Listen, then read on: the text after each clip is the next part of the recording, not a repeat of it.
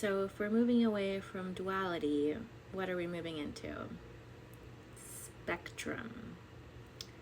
In the duality perspective, the world is viewed through binary categories. Things are either one thing or another. You're either good or bad, light or dark, male or female, right or wrong.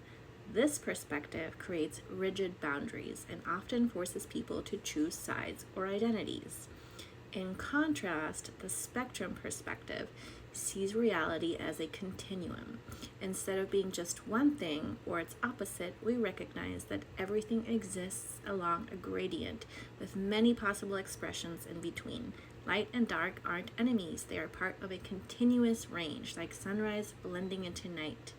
When it comes to emotions, duality might label them as either positive or negative, but in spectrum thinking, every emotion has its own message and rule. Anger can be a signal of injustice. Grief can be sacred. Joy doesn't cancel out sorrow.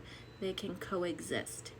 In terms of self-identity, duality says, I am this and not that. For example, someone might say, I'm rational, not emotional, or I'm spiritual, not scientific. But spectrum awareness invites a fuller view. I contain both. They show up in different ways depending on the context. Duality tends to frame the human journey as escaping or transcending polarity, trying to get out of the material world to return to the divine. But spectrum consciousness sees unity as something that emerges through polarity, not in spite of it.